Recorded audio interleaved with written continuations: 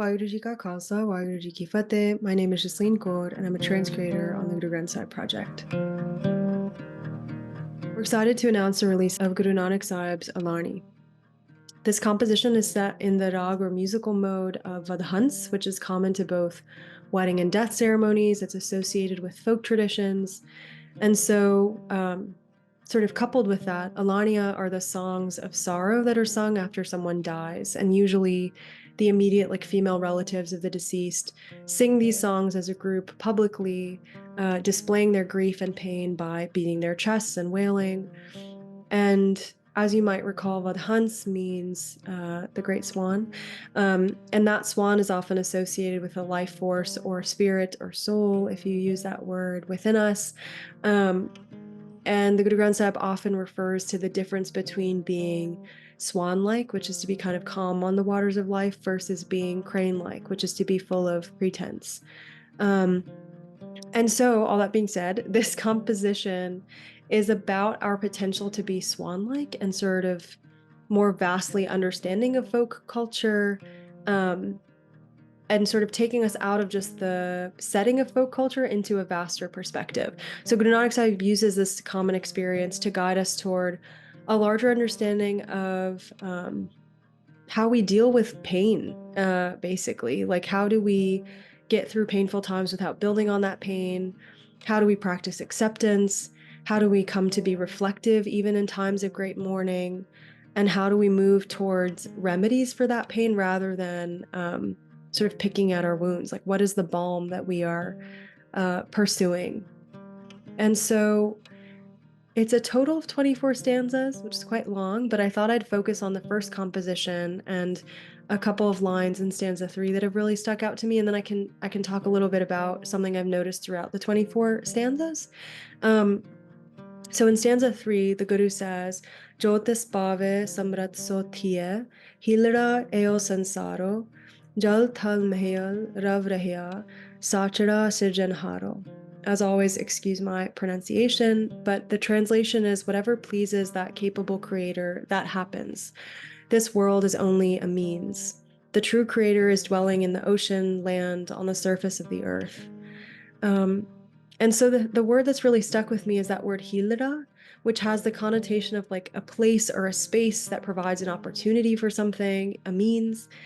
And so, I don't know, I've just been thinking about this world and these lives and this time as a means, as an opportunity to earn that which pleases IkOankar, the One, and to engage in things that bring us closer to that One.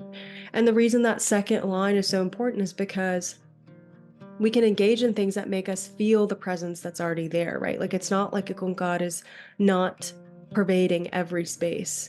It's just that we don't always feel it. And so the things that we engage ourselves in this world, which is a means, can either bring us to an experience of that presence or bring us to an experience of forgetfulness or an inability to feel that presence.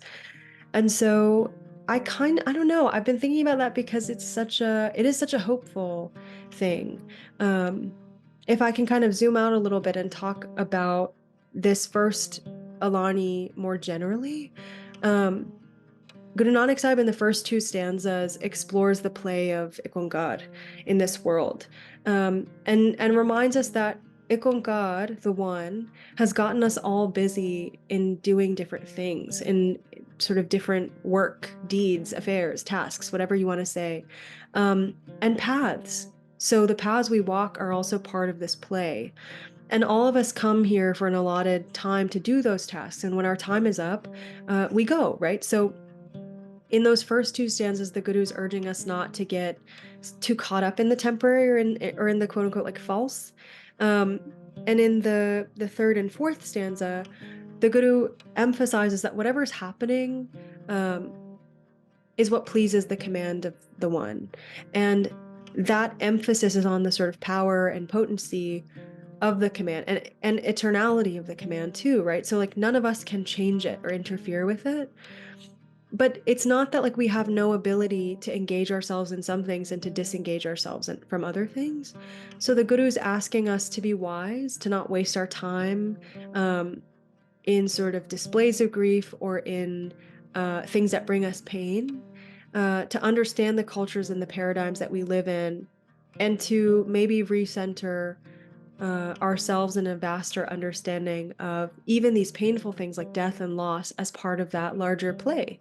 And that's like really, I don't know, that's really hard for us, I think, to actually internalize. Like we can tell ourselves that, but especially in times of great mourning and grief, I think it becomes quite difficult. And something that's really struck me, sort of transitioning into this larger theme that I've noticed throughout this composition, um, is that the Guru is quite compassionate about the pain that we're experiencing. There isn't this kind of tone of shame or condemnation, of like, why are you crying about that? You shouldn't be crying about that. You know that everybody dies. This is like the most constant sort of truth about being alive, right? We know that the things that come must go. There isn't any of that kind of scolding, if I can use that word.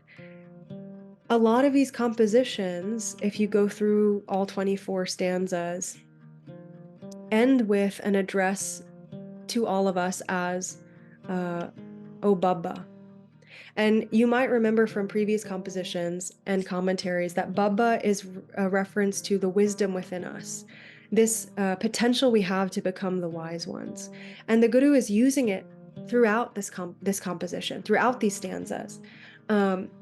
We are being addressed this way as we're getting like hard truths that we know, but that we still kind of live in denial about, right? And the Guru is constantly referring to us as wise ones, constantly speaking to the wisdom within us, and often ends with, I know you're crying. If you're going to cry, cry. But what are you crying for? Like, think about why you're crying. Reflect on why you're crying. There's a gentle urging towards a vaster understanding about what it means to be human and temporary and to experience loss, and what it means to understand that loss as part of the play. And so I don't know, I found this series of stanzas quite gentle, quite compassionate, even as we're talking about a thing that we really struggle to come to terms with, even as we experience it so often in varying ways. And will continue to as humans in the world. We have to have a relationship with death. But what if we understand that as a larger relationship with the command and with the one whose command we are under? How would that change things for us? So, all that being said, there are 24 stanzas for you to take your time with. There are translations and transcreations. There are commentaries, word meanings, as always, footnotes if you're interested. I really have felt this series of stanzas really work on me in a lot of ways, and I'm sure I'll keep coming back to it as I keep being in the world and experiencing death in all of its manifestations. So spend some time with it and see what it can bring you. See if it starts to call out that wisdom from within you, because we have that potential. Waheguru Ji Ka Khalsa, Waheguru Ji Ki Fateh.